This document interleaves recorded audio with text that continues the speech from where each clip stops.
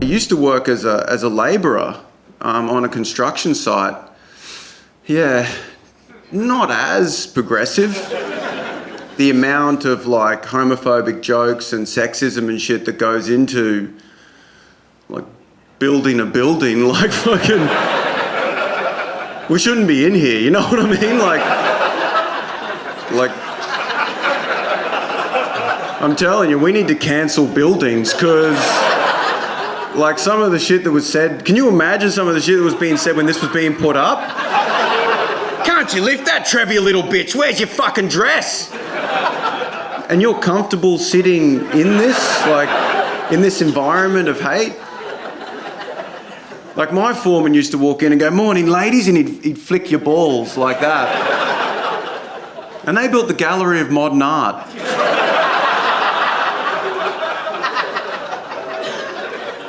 That's a space I worked on, like helping with the flooring of the Gallery of Modern Art. And I've been back since on that same floor during a cabaret festival. And there was all these naked men in body paint standing there with the light shining on them, posing in this performance art piece. But in that same spot, Trevor called me a gay cunt for drinking a Sprite Zero, like in the same... But I come out quite late in the evenings to do gigs, so I get home quite late. So I don't have time to cook, so I'll just pick up chicken and chips on the way home. And I'll sit down in the kitchen to eat my chicken and chips. Problem is, she thinks everything's ours. She comes in, she's like, "How was the gig?" Just takes a chip. And have you heard of generational trauma? It's when something that happened to your ancestors affects you today. So when my English girlfriend steals potatoes from me, I freak out. Talking about how you got to take fish oil. He's like, "Got to take fish oil. It's good for your memory. Take fish oil, man. It's good for your memory. Take fish oil, man. It's good for your memory. You got to take fish oil. It's good for your memory. Take fish oil." I was like, "Do you know how long we've been teasing fish about not having a memory?" That's all I know about fish. They don't have a memory. We've been teasing them, "You got no memory, you got no memory." Then we take thousands of them and grind them up into a fucking oil. And we take that and we're like, "The Titanic sunk in 1840. How sick is that? To take the creature, you don't have that, and then we use it for that. It's like my mate Richie Goodacre. He's a comedian, he's in a wheelchair. How do you think he'd like it if I ground him up to run the 100 metres faster?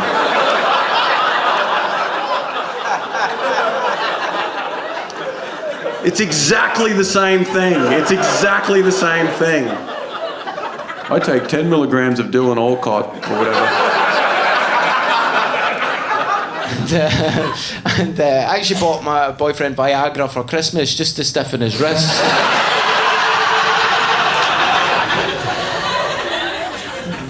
Larry, are you farting over there? I was like, "Aye, but don't worry about it, it's not under the covers." "No, Larry, that's disgusting. If you're going to fart in the corner over there." "Are you mental? Can any of you imagine anything more terrifying than waking up in the middle of the night and just seeing your partner just standing in the corner?"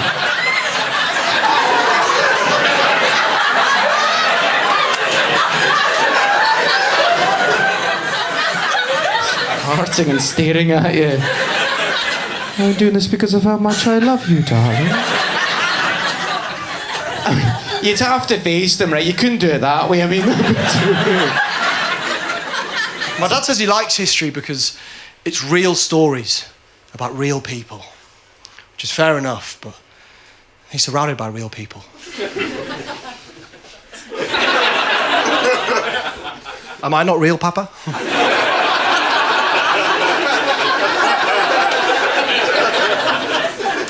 Do I not have stories, Papa? Must I die in the Battle of the Somme before you read my messages? I'm waiting for FaceTime to bring out a Churchill filter so he'll make eye contact with me. Churchill fans, are we in tonight? Come on, where's my Winston heads? Oh, more of a Hitler crowd, okay. I understand. I should say this guy's been Nazi saluted the whole way through the show. That's really not good. Don't know how he got away with that. Really subtle, he's been going like this. Now I'm a Liberal Democrat. Look under the table. Really not. It's got a swastika. It's the other way around, like the Hindu one. You know, he looks in the mirror at home like that.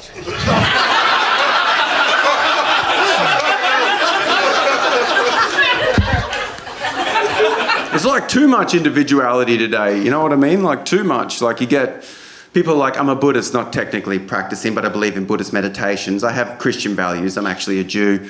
I believe in reincarnation. I have my own kombucha shop. I run a drum circle on Sundays. I'm not a conspiracy theorist, but the birds are cameras. You're just sitting there going, fucking, how long is this haircut gonna take? Fucking hell.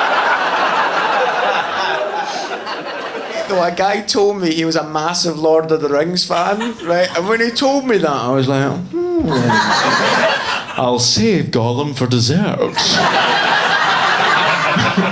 And when he said, Larry, I've got to go and get my taxi, instead of going, oh, before you go and get your taxi, if you love Lord of the Rings, you'll probably love Gollum, like Schmeagol.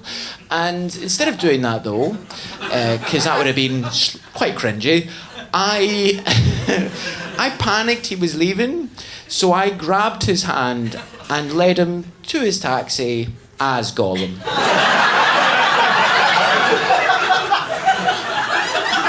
So the last thing he can remember of me, because he blocked me straight after this happened, was me going, "Come with me, master. Stupid fat hobbit needs to go and get a taxi. Oh, but no. We don't want master to leave us. Precious master, don't abandon your Smeagol." And halfway through doing it, I looked up at him and I thought, no, he's not finding this funny at all. I thought it was going to be weirder if I stop halfway through it. Like, too much of a change. Master, please don't leave. No. Nice meeting you, man. Let's do this again sometime.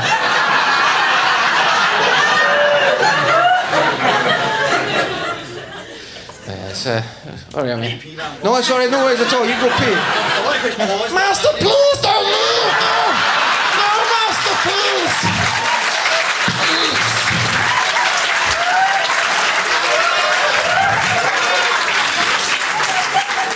Stupid fat hobbit. Go to the bathroom in order to use the ring. Double meaning on the word ring.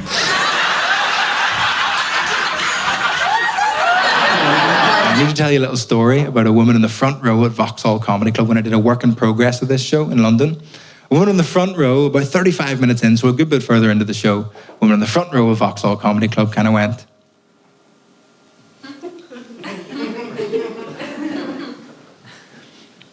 which is worse than heckling, can we agree? Because if you heckle, you're being a dick. But if you put your hand up, it's like, can I be a dick, please? It's not polite. So I tried to just do the show around her and ignore her, but she had great defense. She was like, she was like Dennis Rodman. I was like locking me down for the game. So I was like, okay, what? How can I help? What's going on? And she goes, I didn't think that Irish was a language. Wait. I thought it was just an accent. Wait. Like Scottish. Where do you start with that? Because every word in that sentence is wrong. Actually, every word in that sentence is more wrong than the word that came before it. It's incredible. Because sometimes stand-up comedy is difficult. Sometimes you've had a bad day. You still have to come on stage, try and make people laugh. What about when 35 minutes into the show, you're consumed with fury? Took everything I had not to boot that woman in the face. The spirit of Eric Cantona was just like in me. I was like, you fucking... No. Ladies, are you getting messages from men in India? I'm not talking about immigrants in Australia. I'm talking about men in India. It's a very different thing. Ever get them? Hello, darling. Show your tits. Marriage, princess. Thank you, tits. Ladies, you getting these? Hello, darling. Show me your tits today. Thank you. Indian men are the most fucking confident men on the planet, dude. They make fucking Americans look shy. I've seen Indian men call women brother. Listen, brother, you said you'd show the tits, brother. Come on. My friend said to me, what the fuck are you doing, man? Are you crazy? You're on stage making fun of Indian people. You're punching down. I'm like, man, we're not above India. We are not above Indian people. It's not punching down. India's not fucking around. The Western thing is coming to an end. India's like a nuclear power rising in about, I reckon they say about 30 years' time their GDP will surpass America's. In 50 years' time, Indian women will be getting messages.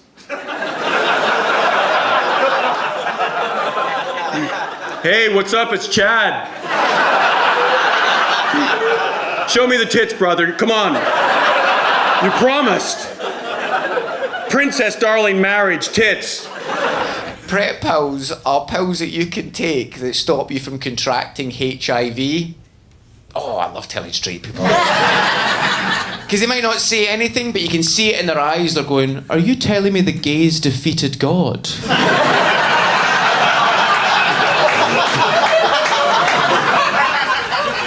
It's amazing. You feel so arrogant during sex, couple of pills before, looking at the ceiling going, yeah, God, your ill isn't going to work on us anymore. Sorry, Satan, we'll be late.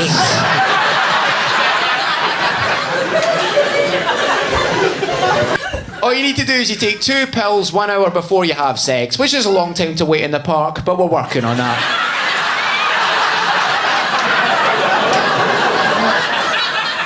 Makes me sad to think about these innocent pit bulls being put down, but I like to imagine that when they get to the gates of heaven, there's 72 toddlers.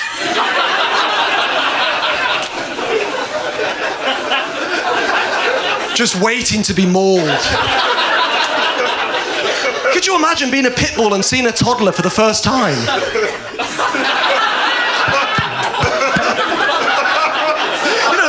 They've been bred to attack something, but they don't know what it looks like. And then a gorgeous little tot covered in gravy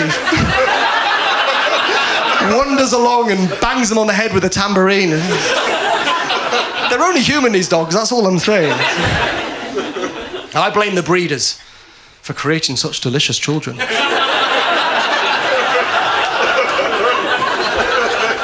We've all got our own problems, and you can't expect people to care about your problems. I learned that during the pandemic. We all learned a lot of lessons during the pandemic. Mostly that banana bread doesn't cure depression. We all learned a lot of lessons because everyone was stressed about COVID. If you had a problem that wasn't COVID, no one cared. My jaw stopped working. I couldn't open or close my mouth for 3 months during the pandemic. But it wasn't COVID, so no one fucking cared. People were like, oh, my granny died of coronavirus. I was like, well, I'm finding it quite difficult to eat my morning bagel, so we all have problems. I had to go to the doctor about my jaw, but you couldn't go into the doctor during the lockdowns, so you had to text them. On the Ask My GP app, we were texting our GPs. I was like, my jaw doesn't work, what's the fucking crack? Text back XOXO. She was like, lol.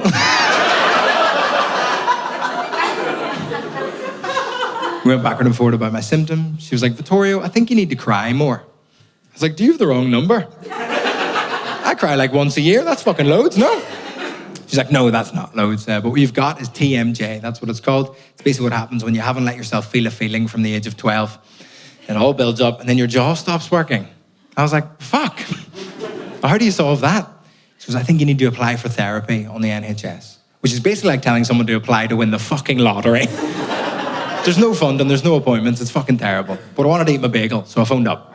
I phoned up my local mental health service, and I don't know if anyone here has ever phoned up their local mental health service.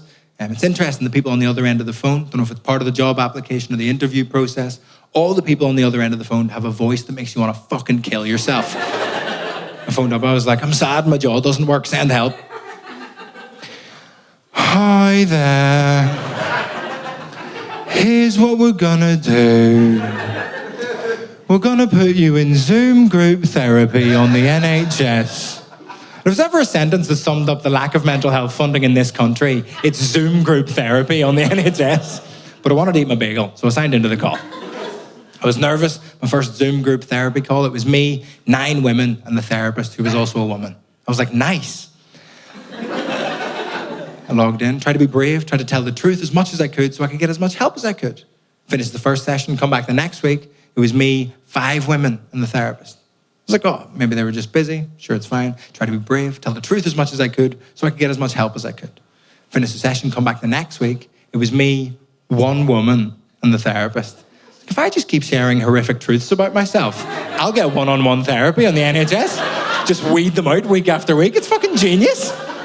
So I got a bit more time with the therapist than I thought I was going to get. I was like, what's going on? I'm very stressed. I'm very anxious. The therapist said, oh, Vittorio, I think you worry too much. I was like, do you have a degree? Because that's what I said. I know I worry too much. I'm fucking Anakin Skywalker. Like, I know that I worry too much. She just parroted it back to me. It was so strange. It was like my, back home in Belfast, we've got this little dog called Cosmo. He's a little cabochon, little fluffy thing. And he shakes every so often and we didn't know why. So we took him to the vet and paid the vet a bunch of money. We're like, what's going on? The vet said, oh, he's got a transient idiopathic tremor. What does that mean? He shakes every so often and we don't know why. You're a vet or a thesaurus? What? But I was very stressed and worried during the pandemic. I was like, oh my God, I'm going to catch COVID. I'm going to give someone COVID. I'm going to kill someone's granny. I was freaking out. The therapist was like, see, that's too much worrying. All you need to do is condense all your worrying into 20 minutes a day. Is that not a panic attack?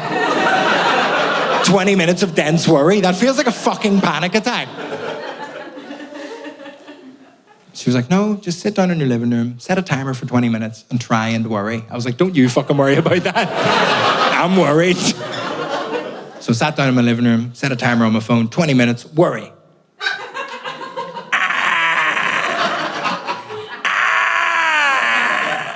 Woo! Beep, beep, no more worrying.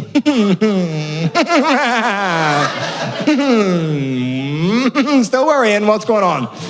Because you spiral. When you try to worry for 20 minutes, you go into this really terrible spiral. So you have to get techniques to get out of the spiral of worry. So they give you these grounding techniques. One of them is called 5, 4, 3, 2, 1. It's where you name 5 things you can see, 4 things you can touch, 3 things you can hear, 2 things you can smell, 1 thing you can taste. It's really helpful if you ever get stressed or anxious. Take that with you. It really centers you, brings you back into the room. So I'm sat there freaking out in my living room. I was like, okay, 5, 4, 3, 2, 1. 5 things I can see. I can see the park, outside. I can see the TV, the Xbox, milk frother. Cool, 5 things I can see. 4 things I can touch. Easy, I can touch my jeans. I can touch my shirt. I don't have a lot of stuff. Cool, named 4 things I can touch. 3 things I can hear. I can hear the birds outside. I can hear my girlfriend being English in the other room. I can hear Kendrick Lamar's voicemails for some reason. Grand, 3 things I can hear. 2 things I can smell. Easy peasy.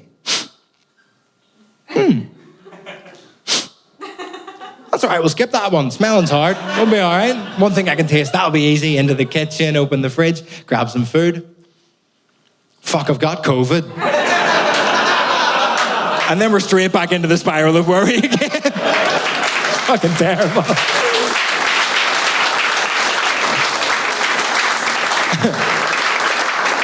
I did get COVID. You know, I did get COVID. I feel like everybody got COVID, but it fucked me up. It fucked me up so much. I was so unwell. We'll do that again, and it was your fault.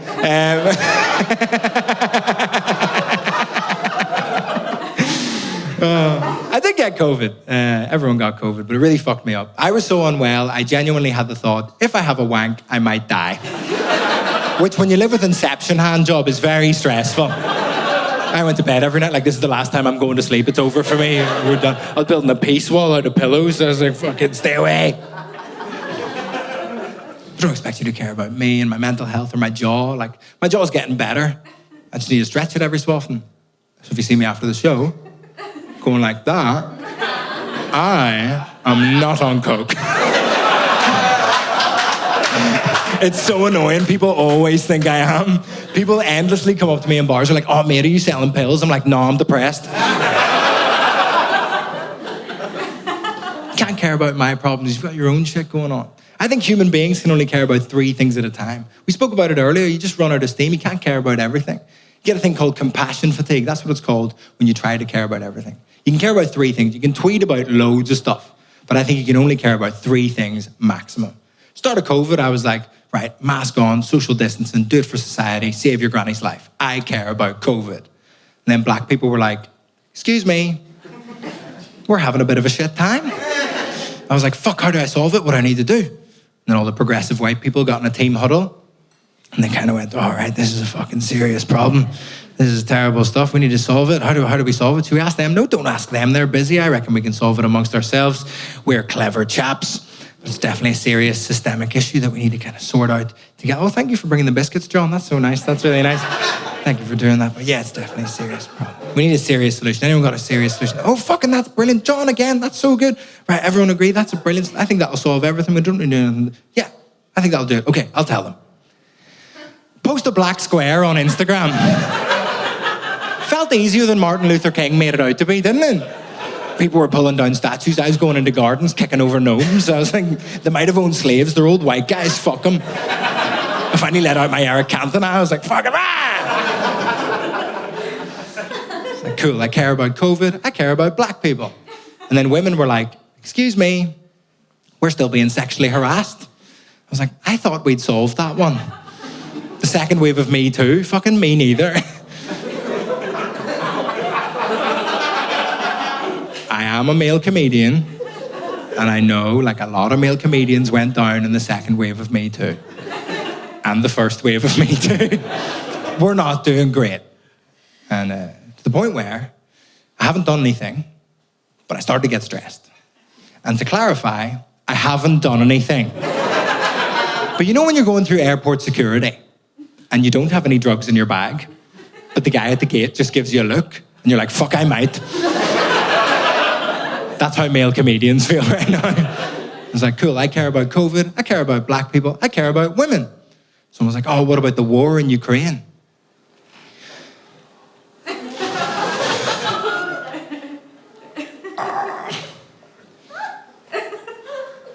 Fuck Ukraine. It was a joke to the people that freaked out there. Do you need me to say it? I care about Ukraine. Did that do anything? You know I can say that, leave here and punch 11 refugees. Like, it doesn't make a difference what you say. I can say anything I want up here. It's all bullshit. I'm not even Irish. Like, it's just fucking nonsense. It's not about what you say, it's about what you do. That shows what you fucking care about. Of course I care about refugees. I used to work out in the camps in Athens with refugees. I used to work with refugees in London. I say I used to work with refugees because one of them called me fat. And now I don't work with refugees anymore. I was like, listen, I didn't get the cardio of rowing across the ocean like you did. And if you're upset by that joke, I work with refugees and you don't.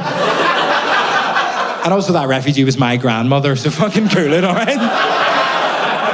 Now, people decide to not have children for so many different reasons. But for me, it's very simple. I don't like the idea of spending £190,000 and 18 years of my life trying to teach a tiny psychopath empathy. Just so they can then move out and spend 45 years blaming me for why they can't form any emotional connections. Then have 20 years of them popping over, maybe once a year, to tell me my views are old-fashioned. No, thank you. Well, that's your culture. I'm not going to criticise, right? But just because my bloodline's ending, does that mean that I've given up on the planet? No, I'm a good guy. I'm doing my bit for the environment. Yeah, I recently quit fish. Yeah, good point. Can they quit me? Yeah, they can.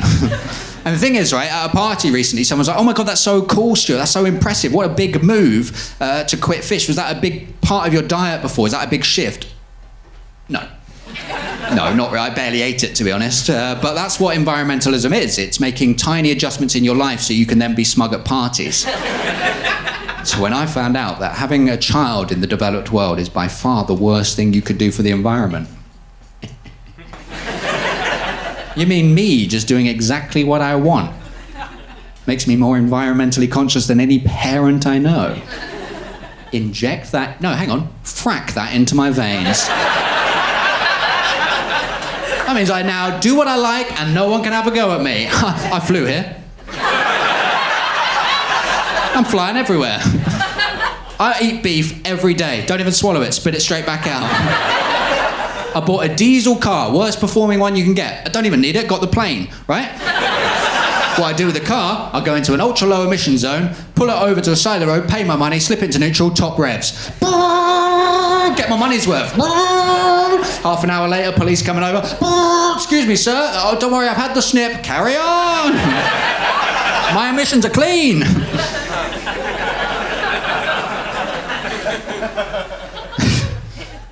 The good thing about it, right, is that more and more people are talking about child-free living at the moment. That's really cool and it's really exciting. And I think that people should be allowed to express positives about having kids and negatives, and that's fine without someone jumping on going, you're changing your mind. Like, to me, there's so many nice things. Our whole culture's built around it. Like, to me, I get this nice image sometimes of waking up early on a Sunday to prepare the breakfast. Yeah, you go downstairs in the chalet and you've got your morning gelée on and... you're getting all the cereals out, right, on the breakfast bar. I've got a breakfast bar, I'm doing all right, right? And, 7 different cereals. Which one are they going to pick? Cocoa Pops every time. I'm pouring the milk into a carafe, right? I've got a carafe, right? Condensation coming down the side. I hear their door open upstairs. Oh, they're up. Their little feet pitter-pattering on the landing. Oh my God, they get excited because they hear Dad's downstairs. They start sprinting down the stairs to see me, and on the last step, they just stack it. And I happen to be filming? Maybe I want to be a dad. That sounds fun. That does sound fun. But then I think about the scary things. And I think we should all think about the scary things. Like, parents should be able to say that having a child can be terrifying. To me, the scariest thing I can think of is you get home early, right? The whole house feels cold. You go up to their room, open the door. Oh, no. It's happened. They've been possessed by the devil. You kid it? Look, I'm not going to mince my words here. That would spook me out. I'd find that so spooky. And some of you are taking this in your stride, but you have to admit to yourselves that's spooky. It's on the ceiling. It is on the ceiling, right? It's lank-haired, all greasy, saying stuff like, "Your mother sucks cock in hell." That's your grandmother, young man. She's not even dead. Don't ask about the other stuff, I don't want to know. And it's scuttling, it's scuttling. Are you telling me you'd be fine with it? It's scuttling on the ceiling, wherever it wants, wherever it pleases. You know where it gets? Right, here we go, this will freak you all out. You know the bit, it's the bottom of the stairs, top of the ceiling. Longest distance in a house between floor and ceiling. It's up there. I'm never getting that down. Get the cobwebs while you're up there? That sends it into a rage. Of course it bloody does. It's got the devil in him, right? Comes flying at me, and I'm like, look, I don't want to show off, but look, I've got normal adult length arm. That's a normal adult length arm. This child, that long. Stronger than me. I ain't going to deny that, but I'm taking it over a few rounds because I've got the reach. It's coming at me like, trying to get at me like that. And I'm like, oh, shit. Fuck off, sunshine. Crashes into a wardrobe, back on the ceiling, scuttling. Oh, shit. Oh, fuck off, sunshine. I've set up 7 vases just in case this happens. Bam, bam, bam, bam. I think I want to be a dad. That sounds good. Well, like I said, I'm not from this beautiful part of the world. I'm from the north. I'm from a little town called Scarborough. And, yeah, thank you. Yeah, one person. Been to Barbados? What did you do there? Drink. Not alcohol, we just don't have teeth up there. A Hugh Gal, that's nice to hear. That's nice. Well, it's nice, Scarborough. It's, how would I describe Scarborough? It's a little seaside town in the north of England. And when I grew up in Scarborough, I was always desperate to leave it. And I wanted to move on to bigger and better things. And then as soon as I left, I realised what an incredible town it is. And I was proud of it. And I always wanted to do Scarborough proud. I always thought if I ever make it in this crazy little business we call comedy. Again, not funny. If I ever make it in this town, when people think Scarborough, they'll think funny, they'll think Paddy Young. Is that arrogant? Who's to say? Scarborough, funny, Paddy Young, wow. Scarborough, funny, Paddy Young. Sounds right. Sounds like the way things were going for me until New Year's Eve last year. Every New Year's Eve, the whole town gathers down by the shore. Bands play, there's fireworks. But last year, just as the fireworks were about to go off, does anyone remember what happened? A walrus, yeah. Sorry, did I imagine that man? I wake up and I'm in my bedroom showing off. And I've got a special. Of course you do, Pad. And there's a walrus and it's a good part of the story. Thanks for chipping in, Pink Elephant at the back. It was the first time a walrus had ever been seen on the Yorkshire coast. It was incredible. So we all got a bit closer to the walrus, then the walrus got a bit closer to us, and we got a little bit closer. And then the walrus started masturbating. Did you know that walruses masturbated? I didn't, no. No. Little bit defensive, if you ask me. No. Shutting all the tabs in his pocket. Oh my fucking God. Shut down the subreddit, boys. He's got us.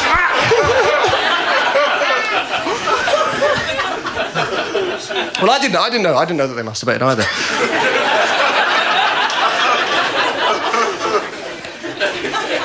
I didn't know they masturbated, but they're not normally in Scarborough either, so I don't know if this guy's just a bit of a Jack the Lad, turns up, wanks where he wants, goes home.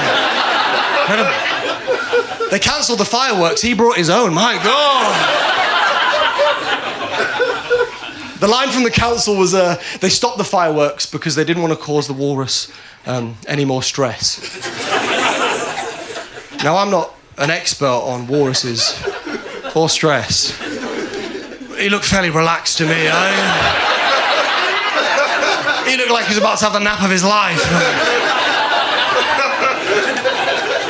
The whole town enjoyed it. It was great. The elderly, the kids, we all learned something. It's a great evening. But in the wake of it, this walrus has become a bit of a viral sensation. People have enjoyed the video across the world. If you Google Scarborough funny, it's not Paddy Young. It's that fat, juicy cock. Lolloping about on our shore. It's so unfair. Like, look, I was a teenage boy in Scarborough. Like, do you realise how many wanks I must have had up there? Like, millions, probably. Never even made it in the Yorkshire Press. He's on the front page of the Guardian. I was keeping that water salty way before he crawled out of it. Well, the walrus, he can keep the north. I'm a southerner now. I'm one of you lot. Yeah. And I defend this beautiful town from those thickies up north. Don't like them. They're stupid. They're worse than us. All my northern friends are the same, man. They come down to London for the weekend and they have the time of their life. A weekend of inexplicable joy. And at the end of it, they go, ooh, bit pricey. Yeah, did you have a good... Oh, no, it was incredible. But we spent £400 in 3 days and all we did is go Wagamama's. Well, then we also had a boat trip down the Thames and we saw a life-changing piece of theatre and saw the Eye and Spotify Premium and Dairy Queen. Yeah, that isn't London, that's doing things. It's like when I go home to Scarborough and I'm like, oh, isn't it cheap? Isn't it cheap up north, I say, as I get into bed at 4 p.m. Real head scratcher, that one, boy. No. One of my friends doesn't even visit me in London anymore. He says it's too loud. Too loud? What are you, a dog on bonfire night? Opportunities. Now, all Northerners would rather stay up there and brag about their cuisine. We all know the official dish of the North. Hi, that's nice. Classist from the insurance bloke. I heard you lot can't deal with corners. Simple shapes now. Not far, though.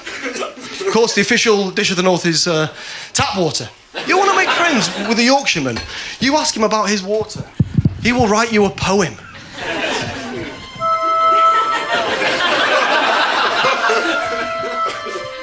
Water. Sounds simple, don't it? In the south, you get it wrong. Down here, the people are soft and the water's hard. In the north, the people are tough and wizened and ignorant and a bit racist, but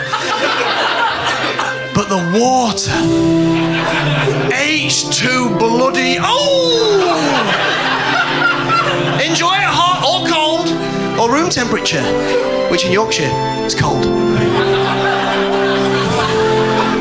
It's about tradition.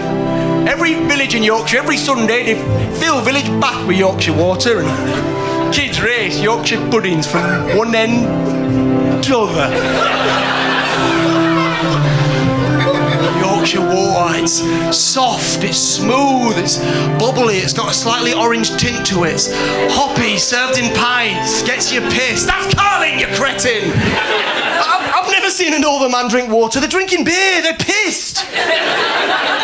That's why you get off the train in a northern town and it's full of old people. They're not old, they're dehydrated.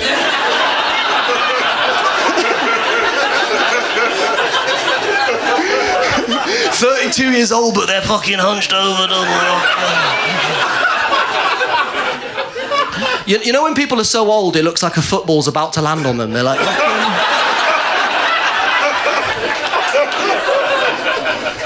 You dash water, then they turn into kids again. Get out of here! People love to moan about London water. Someone said to me recently, oh yeah, London water's horrible, man. It's got more cocaine in it than anywhere else in Europe. That's good. That's trickle-down economics. Get patronised when you've got a northern accent, living down south. Like, I was out with 4 friends of mine, and these guys are all stereotypically upper middle class, privately educated guys. One of them brought their new girlfriends along. She's also stereotypically upper middle class, privately educated. And this girl, she did something I think is unacceptable. So she's talking. Well, the pause I'm leaving there makes it sound like that is my problem. She's just talking. She's giving it this when the boys are having a chat. No, thank you, madam. It is pretty crucial because it's being recorded. Where's the camera? I think women are allowed to talk. Yeah. But I honestly believe that.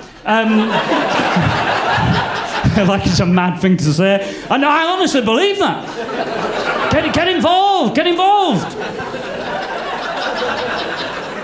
You know, wait until the guys have had their say. Don't be going over stuff. No, she's talking. Big thumbs up from me. Just encouraging her. Go on, go on. She's talking. She's very funny. She's very confident. She's immediately at ease in the social setting. It's all perfect until, after certain words, she turns to me, and only me, just to ask me if I know what that word means. That's fucked up. You can't do that to people. All throughout the night, she's going, I'm training to be a physiotherapist at the minute. Oh, God. Ian, pop your crayons down for a second. Do you know what a physiotherapist is? And I'm like, what's going on here? I'm the only one getting a quiz. And none of my 4 friends have gone, don't do that, Abigail. Of course he knows what a physiotherapist is. They're looking at me like they've been wondering this the whole friendship. They're on tender hooks. They're like asking more stuff. He's thick as shit, this one, I reckon. Look how many bum bags he's got on. That's insane. I bet he's got a pet kestrel. His dad won't let him do ballet. I bet you. That's 2 different films. She keeps doing it to me. One point she says, I don't think I'll order a bottle. Might just get a carafe of wine if that's... Oh, God. Ian? Bless him, he's got Peppa Pig up on his iPad. Ian, do you know what a carafe is? And I'm very defensive at this point. So I was straight in with, yeah, I know what a fucking carafe is. 100%. Well, not a bottle, as established. Bigger than a ramekin, surely. Would you put a cheesecake in it, take it out, put another one in? Would you do that? Right, she had a point with carafe, to be fair to her. I'd seen it written on the menu, I read it in my head as carafe. She's got a point. Good job I didn't go on Radio 4 talking about carafes. Margaret slapping goldfinches out of her own garden. Fuck this! But you shouldn't do that to people. I got my own back though. Started doing it back to her with very simplistic working class words. So at one point I said, might just nip to the bar and get some crisps if anyone... Oh no. Abigail? Do you know what crisps are? How best to describe these to you? Well, they're like little individual dauphinoise that have been overcooked. I'll get some for you to try. Who here has heard of Twitter? Okay, 3 people over there and that lady. Okay. So the rest of you, I sympathise. I myself had not heard of Twitter until 2004. I was sat in a bar in Cambodia talking to the worst man I'd ever met. And I don't know what you know about... Well, you probably know, but I don't know what the rest of you know about the rules of drinking with strangers in bars in far-flung parts of the world.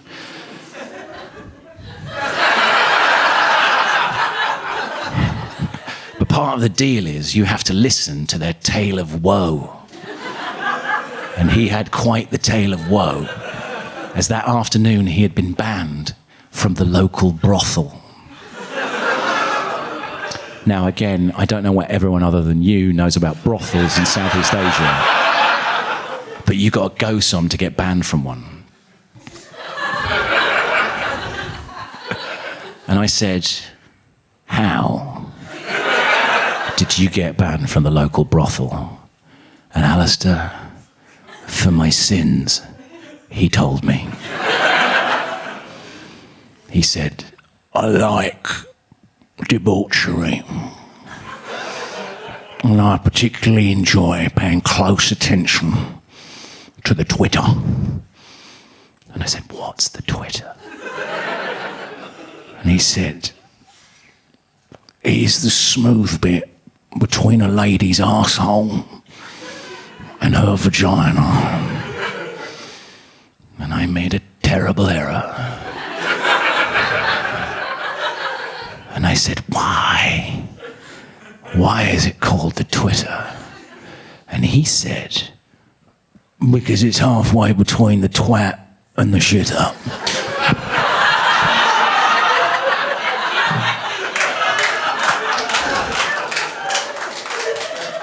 Now, I didn't hear of Twitter again for a few more years.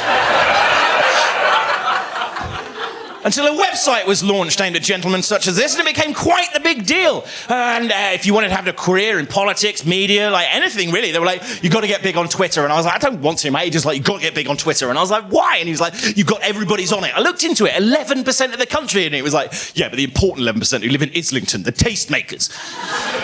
So I looked into it. It mainly seemed to be a website aimed at pussies fighting. Now, as I said, I remember a time when people would fight properly in the street. But it's not like the old days. You don't have to go looking for a fight. There's a leaderboard of the top 10 most pointless fights happening on any particular day. So I logged on one morning to see what could be seen, and on the leaderboard, the number 1 most pointless fight happening in the world was about a celebrity called Jamila Jamil, who I've never heard of before, but she'd apparently just got a job presenting a television programme, which seemed reasonable to me, as she is a television presenter. But half of the internet were very happy about that for no reason, and half of the internet were very cross about that for no reason, and they were just fucking going at it in the town square. And I was like, how the fuck does someone try and sell tickets in the middle of this? My agent was like, I don't know, but people do. Fucking try. So I'm looking at it going, how am I going to get in there? And as I was looking, something amazing happened. A noted feminist journalist rode into Twitter's town square on her steed, clicking her spurs, and she went, I'm going to sort this problem out. And she pulled out her gun and she did a tweet. And the tweet said this: to those of you criticising Jamila Jamil, I will say this. She is a woman of colour living in a racist society and as such should not be criticised for anything. I thought, fuck me! That's the point. That's a point. It's a big point. It's a point on a moral, ethical, sociological level I don't think Twitter's demonstrated an ability to deal with yet today. I thought, what the fuck's going to happen now? And then something terrible happened. A man replied. And not just any type of man. The worst type of man. A white man. This gammon-faced, porcine-fingered piece of shit waddled into the town square with his fat sausage fingers going, well, don't you ruin anybody's day with an opinion that nobody fucking asked for.